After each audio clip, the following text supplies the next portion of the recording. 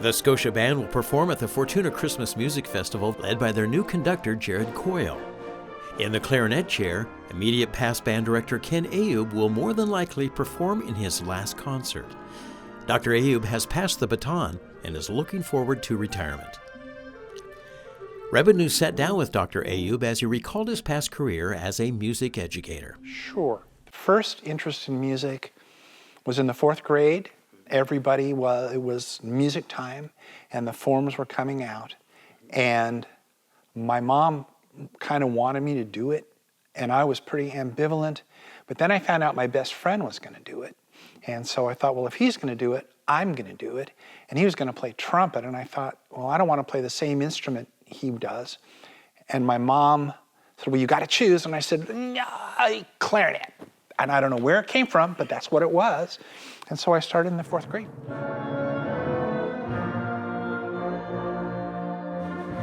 And interestingly, rather than being a musician, what I really wanted to be was a teacher. I figured that out in about the 5th grade. And then I thought, well, what am I going to teach?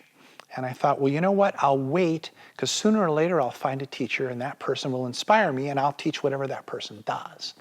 And it turned out that it was a music teacher. It wasn't my high school band teacher. It was my clarinet teacher. And outside of school. Outside of school. And he was at San Francisco State. He was going to be a high school band director. And so I was going to go to San Francisco State and be a high school band director. And that's what I did. So first I got my first teaching job, which was at Vacaville High School. And I got it because there were only 5 applicants, and as the principal told the choir teacher, well, at least he wore shoes, so they hired me.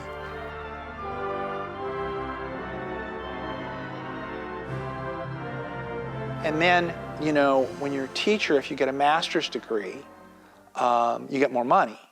And so I thought, well, shoot, I'll get a master's degree. I was going to start at San Francisco State, and I was driving to San Francisco every weekend. And then I realized I could go to University of Oregon during the summer and do 6 weeks or 8 weeks in 2 summers and get my master's degree.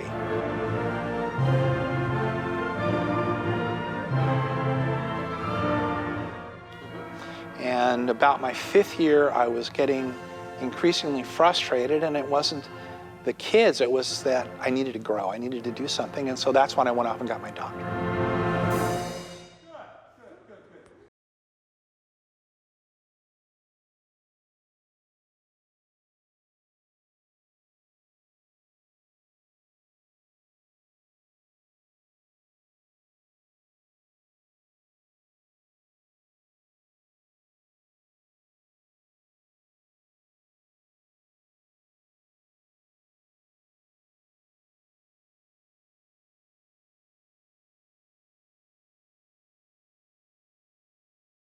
Where was your first job?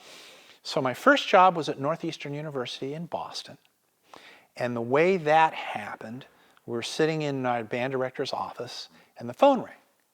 And he picked it up and he said, well, I don't know, let me ask.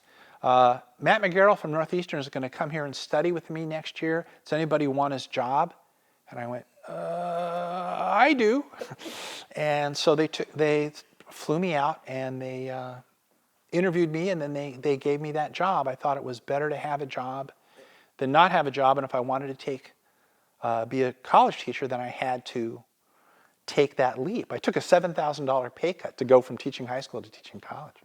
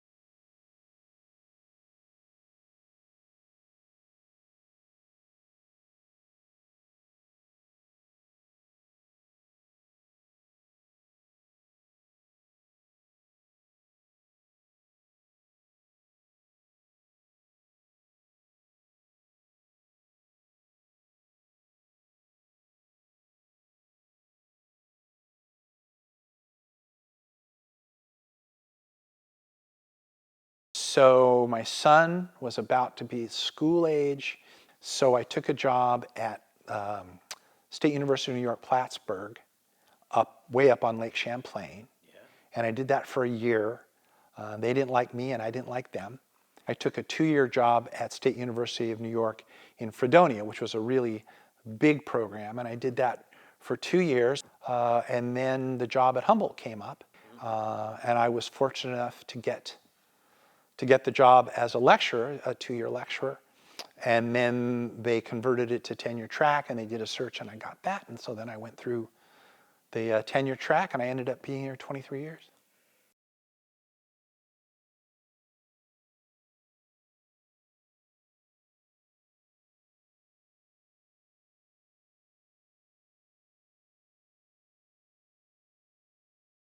Jill Patrica was conducting the group, and she asked me to come and work with the group a little bit and work with her. And I think the idea was she wanted to see what that would look like, and then she didn't really want to do it, and so I took it over. You know, I've been doing it for 50 years, so it's like riding a bicycle, you don't really forget. And so I thought it would be a challenge, and it would be interesting. I hadn't done a community group like that before. I'd done mainly students. So yeah, it was fun. They're such nice people. And I thought that, how do I want to put this? I thought that what I had to offer them would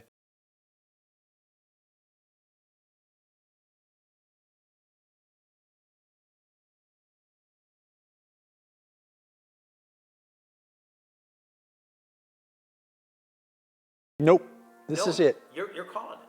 Yeah, I mean 50-something years is enough, and it was great, but I remember watching Willie Mays, and I'm not comparing myself or my skill level to Willie Mays, but I remember when he was at the Mets, it was really hard for him to get around the outfield and get around on the fastball, and I can't anymore.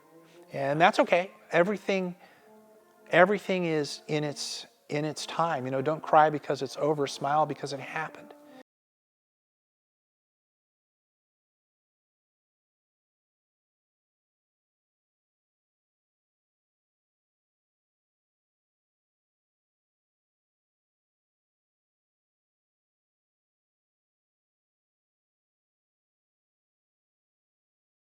No, I mean, I'm going to help out for the Christmas concert and play clarinet for Jared, but then after that, I'm not anticipating doing much.